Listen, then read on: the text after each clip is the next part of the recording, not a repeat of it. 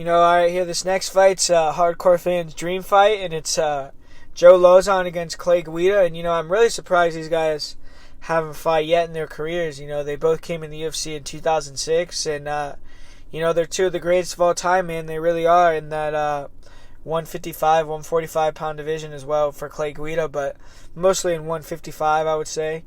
And, this is kind of a crossroads fights for both of them. The winner is probably going to continue to get another chance to climb up in the top 15, and the loser, I don't know, man. The loser may, I don't know about hanging him up, but I think they'll continue to maybe be in that gatekeeper role for prospects instead of, being able to get another marquee fight in there.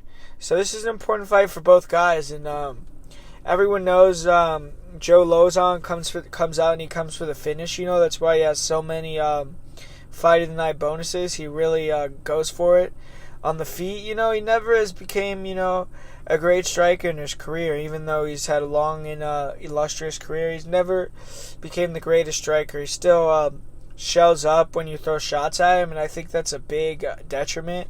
He'll shell up, leave his body available, especially recently. He did that a lot in the Stephen Ray fight and the Marcin Held and Jim Miller fight. In all three of those fights, he would shell up a lot, and I'm not sure it's because he doesn't want to take damage to the head or what it is, but he would shell up a lot. And in the pocket, he crashes with a lot of his strikes. He doesn't keep the best distance, and he doesn't really throw a lot of kicks or anything like that, but he does have some very nice elbows in the clinch, man, and he was landing a lot of those on Stevie Ray, and he almost had Stevie Ray out of there in that first round.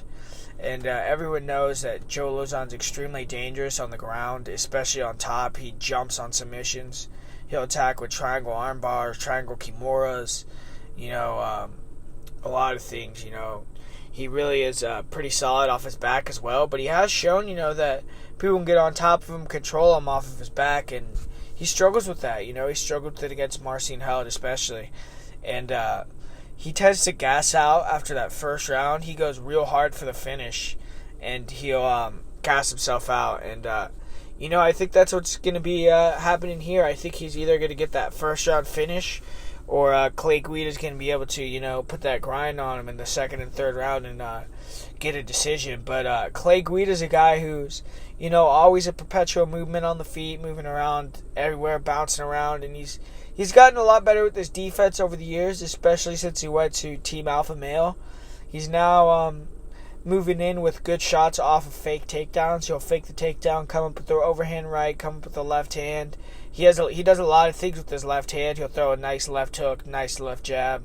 And, he mixes in his wrestling, man. That's what he did against Eric Koch. He upset Eric Koch earlier this year with a similar style to that he fought Anthony Pettis with. He was able to grind him against the fence, take him down, and, win a pretty fun decision. It was actually, he landed a lot of shots that fight. He was able to get them out. It wasn't your typical, Guida boring fight.